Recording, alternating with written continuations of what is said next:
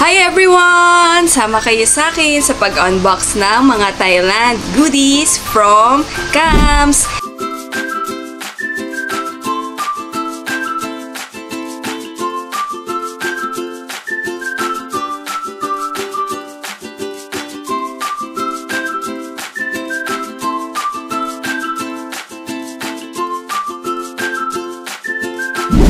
So for today's video, tayo ay magta-try ng iba't ibang snacks and then ibang mga skincare or mga kung ano pang gusto nyo pwedeng pampasalubong from Thailand. So ito yung not your usual pasalubong from Thailand. So ito nakuha sa grocery. So if ever man, baka may gustuhan kayo, pwede nyo i-try dun sa, or pwede nyo i-try and then gawin nyo dito sa Pilipinas kung magustuhan nyo. And then, so mag-start muna tayo sa food. So, ang first na meron tayo is itong hot basil stir-fry sauce. Yan. So, pwede mo siyang, powder. Na-try na namin to before. And then, must have talaga to. I mean, kasi ang sarap niya. Parang may giniling, tapos, or any meat na meron kayo, pwede nyong i-budbud lang siya, or iyon, habang ginigisa, pampalasa siya. So, tinatawag nila tong krapao sa Thailand. Ayan. So, ito yung hot basil stir-fry sauce. And then, next we have yung pad thai glass noodle rich shrimp oil recipe from Tip Samay. Ayan, ito siya. So, mabilis lang siya lutuin. Siguro mga ilang minutes ko lang to. 2 to 3 minutes lang. Tapos, para siyang sotanghon. Ito siya, yes. Sotanghon. Separate yung sotanghon. Tapos may sauce na nakasama. Yun yung pad thai sauce nila. So, ita-try natin kung masarap ba. So, madali lang siya iluto. 2 to 3 minutes. Tapos, pwede kayo magdagdag ng iba't ibang pad thai ingredients. So, pwede egg, tofu, radish, dried shrimp, and then kung ano pang gusto nyo mga sahog. So, to try natin siya. Ito siya. Para siyang, yun nga, sotanghon noodles. Tapos, ano daw to? Serves 2 to 3. Kaya siya kadami. Isang buong Tupperware. Taste natin. Ito.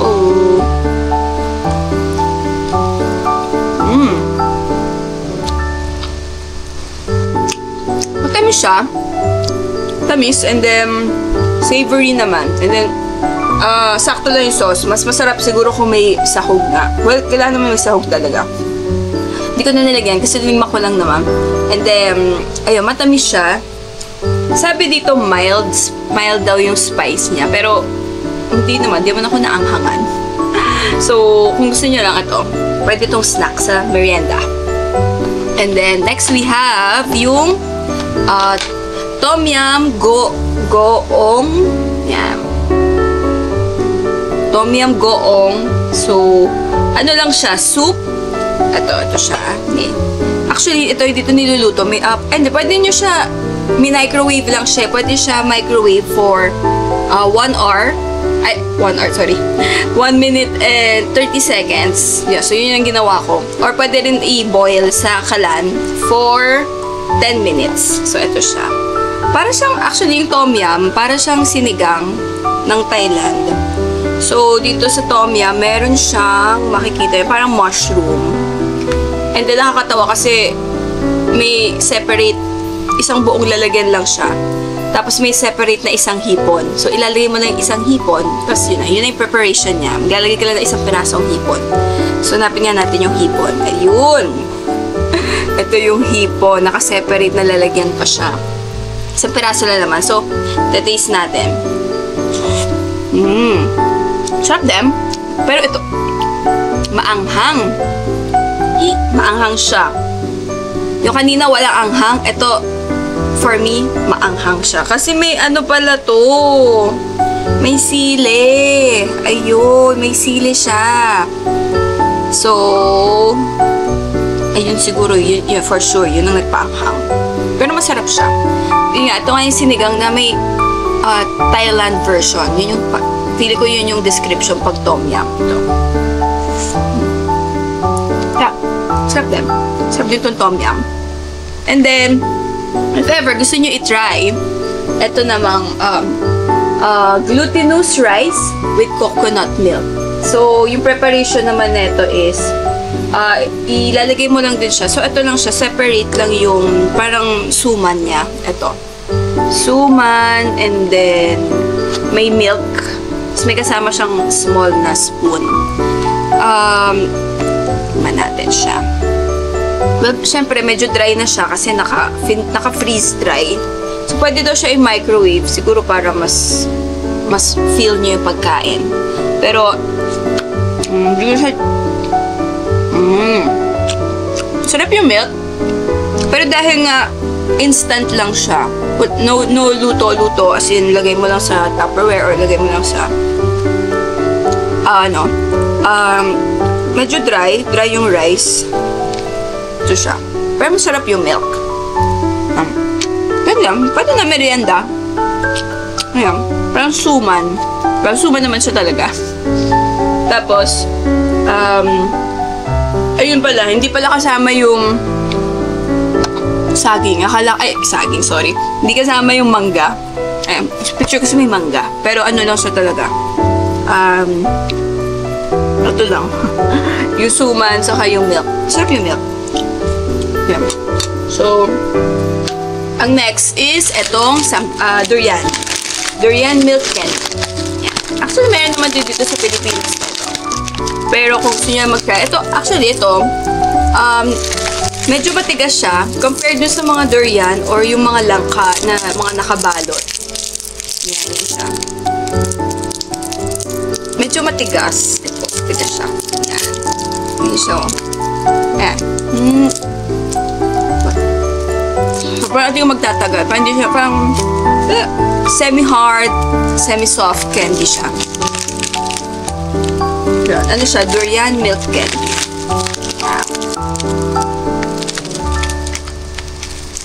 Ano siya? Kung gusto niya ng ninunguya, ito. Durian milk candy. And then, so tapos na tayo sa mga food. Next we have is yung mga skincare or whatever na pinapahid sa mukha. Skincare, lip care. So, ito, I think sikat to sa Thailand. Baby Bright. Yeah, Baby Bright yung brand niya. So, ito lahat yung mga papakita ko is mga Baby Bright products. So, start tayo dito sa Rejulite Fullagen Hydrogel Mask with PDRN na may DNA, which is PDRN, yun yung bago ngayon. Which means, yun yung may DNA salmon. So, ang nagagawa niya is surface hydration, whitening, reduces dark spots, and then regulates sebum. So, ano siya? Ito, 2 pieces yung facial mask sa loob. So, ibababad mo lang siya sa face mo. And then, ilang minutes ba to? Well, sabi naman, leave on, actually, 3 to 6 hours. So, pwede mo pala siya itulog. 3 to 6 hours, nakababad lang siya sa face. Yan. So, meron siyang 0.5% PDRN. Yan. So, ito yung face mask. Baby Bright. And then, next natin is yung eye mask naman. So, yung sa mga malalaking eye bags dyan. So, ito. Exo White Ampule Eye Mask. Yan. So, itong Exo White Ampule Eye Mask, pwede siyang moisturizing, soothing, and then revitalizing. So, 1 pair, so 2 pieces na yung laman per ganito. So, actually, may milk exosomes daw siya. So, mga pampa-brighten ng face. And then, actually, hindi rin pala siya sa eyes. Pwede sa eye bags, eyebrow, eyelid, sa mouth lines. Pwede din daw dito. Dito sa nose, bunny lines pala yung tawag dito. And then, pwede din sa cheek. Yan. So, ito. Baby Bright, Exo White, Ampule Eye Mask. Yan. Okay. Next, itong Baby Bright Rejulite. Ito naman is with PDRN salmon ulit. So, may DNA na naman to ng salmon. Yan. So, pwede naman to nourishing, whitening, and plumping. So, pwede mo sa anywhere around your face. So, ang difference nila, this one is milk exosomes. Ito is PDRN salmon. Yan. So, depende na lang kung anong gusto nyo. I think yung PDRN, whitening siya. Yung milk naman, siguro more on moisturizing. Ito, whitening. Ito, moisturizing. And then, next yung meron namang, so meron tayo sa eyes, and then meron tayo sa lips. Lip mask. Yan. So, from Baby Bright din to. And then, itong first one, yung Peach and Collagen Plumping Lip Mask. Yan. So, meron siyang collagen. Yan. And then, ibababad mo siya sa lips mo for about 15 to 20 minutes. And then, yun, syempre, magiging plump daw yung lips mo. And then, kung gusto mo naman ng, I think ito, brightening, tomato and Glutabright. Yan, tomato and Glutabright. Yan. Itong tomato and Glutabright na lip mask, ano siya, 15 to 20 minutes mo din ibababad. So, ito naman, if gusto mo ng brightening and then plumping, ito, siguro mas mukhang fresh or mas mukhang boom na boom. Ito, Peach and Collagen Plumping. Yan. So, ito sila dalawa. Yan. Okay. So, yun yung mga lip mask natin. And then, meron tayo dito pump, ano din siya, Plump Radiolite Jelly Tint. Ito, Jelly Tint. Yan. So, ang shade nito ay number 12, pink or red. And then, meron din siyang salmon DNA. So, pwede siyang for plump lips and moisturized lips. So, kung gusto mo both na magkaroon ng plump and moisturized lips, eto, try mo to. And then, may tint kasi siya. Yung mga kanina kasi puro mga mask lang. Ito, pag try natin siya, yan. And then, pag natin yan, isuswatch natin. Ito yung color niya. Okay. Yan. So, ano siya? May gloss. And then, may tint. Itong Plump Radiolite Jelly Tint. Yan. Baby Bright din. Baby Bright din tong product na to. So, yun yung, I think sa grocery to mabibili or sa mga, yun, sa mall.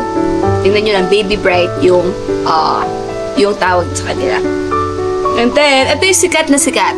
Tapos na tayo sa mga facial care, skincare. Dito naman tayo sa, ito, sikat na sikat to. Alam nyo to. Snake brand. So, mayroon tayong dalawa. So, initially, akala ko dito sa Snake brand. Nakalagay kasi prickly heat lang, di ba? Pero, akala ko pang bungang araw. Hindi pala. Malamig siya. Very useful here in the Philippines. So, dalawang version. Meron tayong original cooling powder. Ito siya. So, makikita nyo dito yung dito sa likod. Yan. Kung gaano siya kalamig. Ayan. So, naka-maximum. 1, 2, 3, 4, 5. Ayan. Maximum siya. Itong kulay red. And then, yun yung classic lang. Ito. Ayan. And then, kung gusto nyo naman na hindi naman super lamig, ito naman is yung Kelp Complex. Yan. Kasi kung makikita nyo, itong kulay blue siya. Medyo, hanggang number 4 lang siya, oh. Number 4. 1, 2, 3, 4 lang yung cooling niya. So, kung magtitingin kayo ng mga Snake brand na powder, i-check nyo kasi yung may level, yung kung ano yung pinakamalamig. Usually, basta yung pinakamalamig talaga, itong kulay red. And then, itong kulay blue is yung hanggang 4 lang yung ano niya. So, depende na kung gaano kalamig. And then, lalagay nyo lang kung kung nainitan na kayo, damihan nyo lang yung lagay nyo. Lalo na dito sa Philippines, ang super init kapag summer. And then, ayun lang. So, eto sila. So, may kulay red variant, which is yung classic. And then, yung refreshing. Well, itong blue pala. Refreshing pala yung tawag sa kanya. Refreshing. Kelp. Kelp daw siya. Yan. So, yan. Yung dalawa. Pili na lang kayo. I think mas mabango to. Pero ito, okay lang din naman. Hindi naman ganun kabango. Pero, yun nga. Ito kung super lamig. Ito pang, gusto nyo na, fresh lang, ganon. Tapos next, so meron tayong powder version. Meron din tayong spray na version. Tapos, etong yung kanina yung classic na version, meron din siyang cooling mist na sa spray din yan. Ito, medyo floral. Parang siguro rose ba or what. Ganon yung amoy niya. Medyo mas matapang yung amoy niya compare dito sa kulay pink, soft and smooth. So, parang pampa-baby girl lang, ganon. So, etong classic, ano siya, malamig siya. Ito yung super lamig. Well, I think tinry ko pala sila pareho. Para medyo same lang naman yung lamig nila. And then, kung gusto nyo lang na medyo baby scent, ganon. Ito yung mabango siya. Ito, medyo floral kasi yung amoy niya. Ito medyo mas matapang yung amoy na itong classic. So, kung gusto nyo lang na baby scent lang, ganyan, itong cooling mist. Tapos, yun, nakalagay dito. Ito naman hindi nakalagay kung anong level. Yung powder lang. So, binibase ko lang siya. I guess yung pinaka matapang ulit. Itong kulay red, yung classic. Pero, kung gusto nyo yung medyo may mabango, itong soft and smooth, yung kulay pink naman nila. Yan. Ito, sa dalawa. Classic, and then, soft and smooth. Yan. So, ito na yung ating last. So, di ba nga, saktong-sakto, pag summer. Ito, cooling wipes naman. Yan. So, pwede siya gamitin sa katawan pag tayo ay nag-jogging daw or wala na, kung gusto nyo lang maglakad-lakad sa labas. Ito, or kapag gusto nyo mag-sports, pwede kayo magpunas-punas neto. So, nakakalamig. So, sabi dito, Haku Extra Cooling Cleansing Wipes. So, mayroon siyang 30 pieces. Yan. Yun. Yan. So, yun na yung mga pampalamig. So, meron tayong mga food. Actually, food, meron pa palang dried sampalok. Kaso nakain na namin. So, ayun na. So, pero yun nga. Yun yung meron tayong mga iba't ibang mga, kung ito, mga bago nyong makikita. So, pero kasi usual, diba, yung Snake brand. Ito, usual na to. Yan. Usual na yan. Pero yung mga iba, baka gusto nyo lang iuwi sa Philippines, pampasalubong, or kung gusto nyo lang itry. So, ayun lang. Sana nag-enjoy kayo. Thank you for watching. Like, share, and subscribe. Bye-bye!